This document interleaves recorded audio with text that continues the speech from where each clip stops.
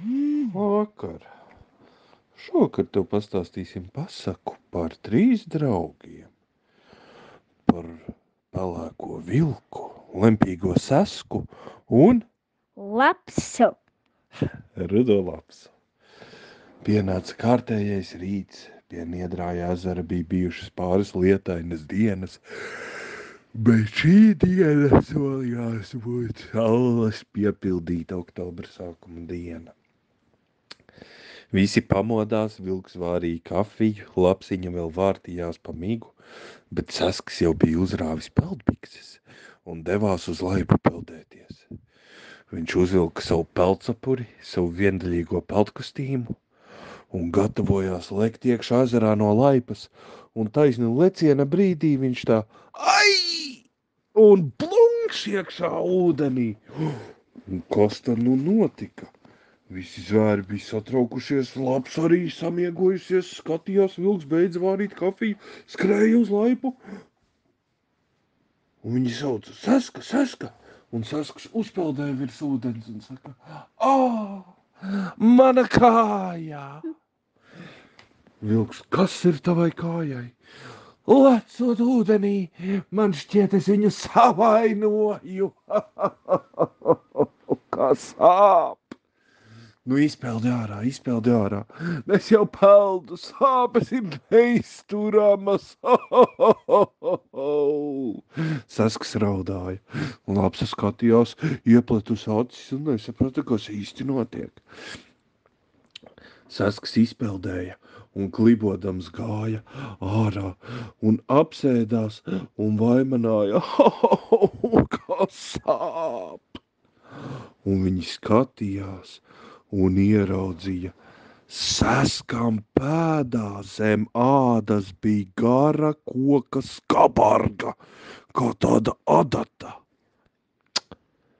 Vilks domāja, nu gan, kā mēs viņu dabūsim ārā. Viņi domāja, viņiem nebija uz vietas medicīnas instrumentu.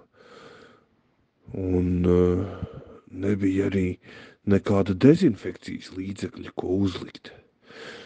Tad viņš prasīja Lapsai, Lapsa, ko darīsim? Lapsa teica, nu, uzliksim kādu ceļmalu lapu un vedīsim viņu pie dakteris Pūces, kas dzīvo tepat netālu, pie tā otra garā ezera, kā viņu sauc, Spicieris. Pie Spiciera Pūces vedīsim. Nu, labi. Laps paņēma saplūcis ceļmanlapas, uzlika tās Saskam uz pēdas. Sasks, au, kā sāp, ai. Un tad viņi veda viņu pie Pūces. Pūce bija viena no gudrākajiem zvēriem mežā. Viņa varēja palīdzēt dažādās dzīves situācijās, un viņai arī bija aptieciņa, kurā iekšā bija pincete, ādatiņas, un vēl visādas pirmās nepieciešamības preces, kas bieži bija vajadzīgas, lai glābtu zvērus mežā. Tā viņi iekrāmēja Sasku kvadraciklā un sāka braukt. Tā viņi aizbrauca līdz Spiciera ezeram, aizgāja pie Pūces ozolu un klauvēja kā parasti. Pūce teica, kas tur mani rītā agrumā modina, es tikko atgriezos no peļu medībām. Šeit Pūcīt ir pelēkais vilks ar rudo lapsu. Mēs atvedām savu draugu Sasku, viņam gadījās nelaime, viņš no rīta peldējās un ierāva lielu skabargu pēdā. Ai, atkal kāds ir jāglābj. Nu labi, nāciet iekšā tumsiņā, man tā rīta gaisma tik ļoti nepatīk, es tumsiņā labāk orientējos. Nu nākat, nu bērniņi, nākat. Viņi iegāja, ieveda Sasku, un Sasks rādīja savu sāpi. Pūce paņēma un pataustīja ar knābi to vietiņu. Ai! Sasks iebrāvās, kā sāp,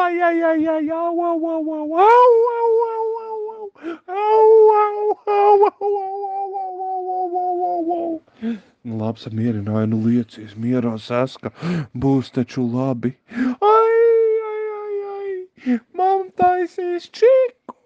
Man būs jāguļ zvēru slimnīcā, nekas te nebūs labi. Ai.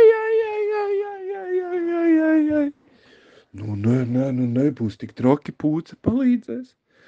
Kā man palīdzēs Pūce? Viņa ir tumsā, ko viņa tumsā redz? Es tumsā neko neredzu, ko viņa man te viss sačakarēs. Ai, man ir bail. Au. Pūce saka, ja jau jūsu draugs domā, ka es visu sačakarēšu, varbūt jums citur jāmeklē palīdzība.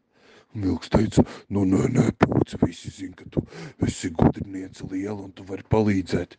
Nu, viņš nemaz tā nedomāja, viņš ļoti satraucies no sāpēm. Nu labi, es palīdzēšu. Turiet viņu cieši ciet. Pūce paņēma, dezinficēja savus instrumentus, paņēma pincetīti un teica Saskam. Nu tā, Saska, tagad tu paņem un velc iekšā gaisu caur nāsīm. Un Sasks ņēma un vilka un čiks. Un Pūce momentā, kamēr viņš vilka iekšā gaisu, izrāva ārā skabargu. Uzlika virsū nedaudz briljants zaļo plāksteri un teica, labi, draudziņi, jūs varat doties, es tagad iešu gulēt, drīz jau būs nakts klāt, kad man atkal jālido medībās. Paldies, Pūce, ka tu mums tā palīdzēji, kā lai mēs tev atdaram? Nu, gan jau man vajadzēs jūsu palīdzību, tad es aizlidošu pie jums un jūs man palīdzēsiet. Labi, veseli gājuši bērniņi, es eju gulēt ar labu nakti.